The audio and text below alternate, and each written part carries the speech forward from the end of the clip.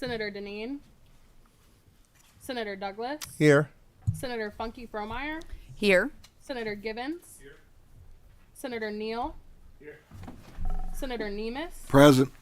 Senator Webb, Vice Chair Mays Bledsoe, Chair McDaniel. Here. Very well. We have a quorum duly constituted to conduct business. We will proceed with our second meeting of the Appropriations and Revenue Committee. At this point, you have in front of you Senate Bill 99 first. There is a committee substitute to Senate Bill 99, and I would entertain a motion on the committee sub at this time. By Senator Nemus. Do I have a second by Dr. Douglas? All those in favor signify by saying aye. Aye. The ayes have it. The committee sub is adopted. At this point, Senator Westerfield, please speak to the sub, sir. And well, I don't know that you've ever been here before. Welcome. Chairman, I don't know that I have either. I haven't had the honor, so thank you. It's great to see you today. I appreciate it. Chairman and members, very simply put, Senate Bill 99 hopes to get answers to some basic and fundamental questions about where the money collected by the Team Kentucky Relief Funds for both West Kentucky and the tornado-damaged areas and Eastern Kentucky flood-damaged areas, where that money has gone. This wasn't something that I thought we would need to ask, but after we've seen the news reporting a couple of weeks ago of a lot of checks going out the door to people who didn't ask for them or need them, including at least one in my district who reached out to me in Hopkinsville who got a $1,000 check, and the check actually said payment number 2. He had never sustained or applied for any damage and didn't get a very helpful response from the Public Protection Cabinet. But regardless of that, I think it's fair for us to just ask questions about where the money has gone, where they or how they made decisions about how to distribute money. He got a check for $1,000. Who made the decision to make $1,000 the amount? Was it not needs-based? How did they prioritize the distribution of these funds? I ask all that knowing what you all know, what I know, what all of us in the legislature and the rest of the state knows. There are still people in the West and in the East who have suffered from these natural disasters that haven't gotten a $1,000 check and could use it. Perhaps one of the most important questions, and this gets to the clarification I made in the committee sub before you, I don't believe that these funds, well-intended as they were, useful as they are constitutional. Section 230 of the Kentucky Constitution requires that we appropriate the money that's in the state's hands. And that money has operated entirely outside of that. I asked the question whether or not, or on what basis, these funds exist constitutionally. The committee sub adds a reference to to Constitution Section 230, which simply says if the legislature didn't appropriate it, it's no good. So that's the committee sub. That's the reason of the bill. We have language in there to get that answer to us by June 30. It's not a full-blown special examination by an auditor or anything like that. It's just show us these very basic questions that the Cabinet should be able to answer. Thank you, Chairman. Thank you, Senator Westerfield. Do we have any questions from the committee at this point in time? Senator Douglas. Thank you, Mr. Chairman. Senator Westerfield, I may have missed that. When would that go into effect?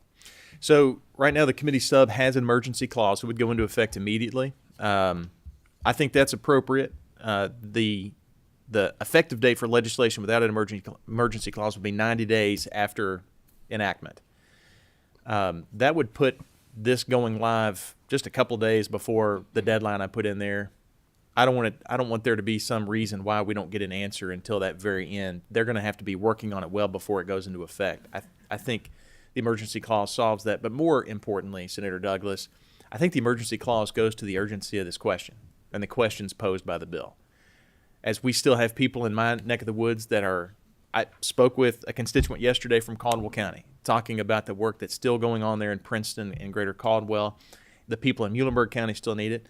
The people in Graves County still need it, in Hopkins County, in Dawson Springs. And that's just out west. There's still people out in the east. I think the faster and the sooner we get the answers to these questions, the better. Thank you so very much, Senator. Thank you, Mr. Chair. Thank you. Senator Funky Fromeyer.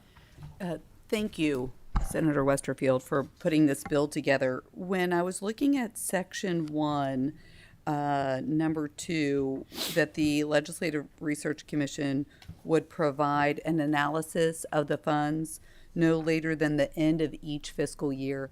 I like that it says no later, but I also like that you're working towards accountability, a higher degree of accountability of these dollars. Can we narrow that? I actually want to, I think if you look at the committee sub, I don't think that language appears in the committee sub. Does it?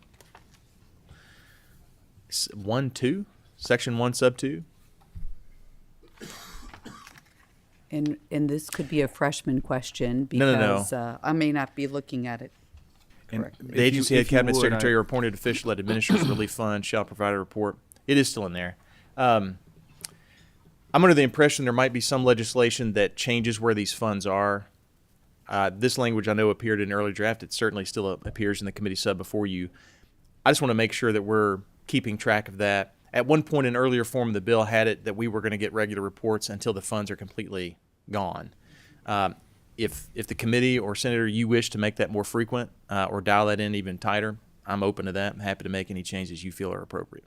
And if I could add just brief commentary to Senator Funky Frohmeyer's question, I think part of the intent is it's clear that the governor's office, and I think this went through public protection since they didn't really tell us. I can't remember. It is Yeah, public protection. They don't really know where the money is right now, and they don't know how it's been dispersed. And so I think that this is the General Assembly extending a little bit of grace to them to try to clean up their accounting, Senator, versus like the East Kentucky, West Kentucky funds where we get a monthly report. We kind Right. of had some framework in place.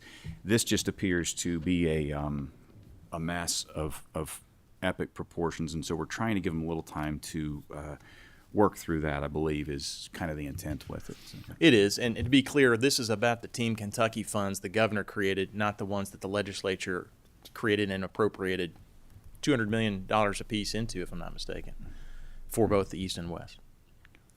Senator Givens. Mr. Chairman, thank you. Senator Westerfield, thanks for the legislation. I'm honored to be a co-sponsor on it. And I want to start by making clear to anyone that's listening or viewing or in the audience, I think we're all broadly in support of the intent of these monies. No question. I think that needs to be checked first. No question. I'm quite intrigued on page 3 by the addition of your statutory and constitutional authority to raise revenue and expend funds from a state agency portion of the legislation, because think with me for just a moment. This is one that we all agree on. What if it was one that we didn't all agree on? Sure. What if 2 years from now the governor decides he wants to raise funds into an assistance account for school vouchers? He wants to accept donations from across the United States for school vouchers in Kentucky to assist families. That's just one example. That's a partisan hot button issue. I shouldn't say partisan. That's an issue on which there is substantial divide. Yes, sir. If this precedent is okay today, it's probably okay in a couple of years. And then a couple of years from that, it could be something even different that we disagree on. So I like what you're doing by probing this question, and I think that that's why that appropriation actions belong in the hands of the General Assembly. So I'm intrigued to see how this reply comes back. Thank you. That makes 2 of us, Senator. Thanks. Thank you, Senator Givens. Senator Neal. Thanks, Mr. Chairman. I think in the commentary that's going back and forth, I understand it answers the question I had. Thank you. Thank you, sir. Any other questions or comments from members of the committee? Is there anyone here to testify in opposition to the bill? Seeing none, at this time I will entertain a motion on Senate Committee Substitute 1 to Senate Bill 99. Senator Mays Bledsoe, do I have a second? Second. Senator Douglas. Madam Secretary, please call the roll. Senator Boswell. Aye. Senator Deneen. Senator Douglas. Aye. Senator Funky Frohmeyer. Aye. Senator Givens. Aye. Senator Mays Bledsoe. Aye. Senator Neal. Aye. Senator Nemus. Aye. Senator Webb. Chair McDaniel. Aye. There being 8 aye votes, no nay votes, the measure passes with favorable expression. Chairman, Great. members, thank you. I greatly appreciate it. Thank you. Okay, the second bill that we have in front of us today is one that I had filed and I believe passed this committee and the Senate floor. I think it was unanimous on both counts last session. It's a situation that's unique to Kenton County. We have a consolidated tax filing form in Kenton County. and all of the cities and the county are contained on one form. But when it comes time to audit, if a city chooses to perform an audit, they can only see the data contained on their unique line, which basically renders the ability to conduct an audit very, very limited and frankly, nearly unusable. So what this bill would very simply do would be to say that if a city were to conduct an audit of the tax filing of a resident taxpayer, so for example, this would apply to my concrete company at home, or the gym down the street, or any number of folks who file in Kenton County, that a governmental agency could see the entire form rather than just their unique line of the form. We view this as it is pretty uniformly supported amongst the county and the cities as well at home, and we view it as a very taxpayer-friendly measure because it keeps everyone on a consolidated form, just makes it easier for those of us who run operations in Kenton County. With Senator Givens, do I have a second? Senator Douglas, any questions at all? Seeing none, Madam Secretary, please call the roll. Senator Boswell. Aye. Senator Deneen. Senator Douglas. Aye. Senator Funky Fromeyer. Aye. Senator Givens. Aye. Senator Mays Bledsoe. Aye. Senator Neal. Aye. Senator Nemus. Aye. Senator Webb. Chair McDaniel. Aye. Thank you all very much for the support. Seeing 8 aye votes, no nay votes, the measure does pass with favorable expression onto the Senate floor.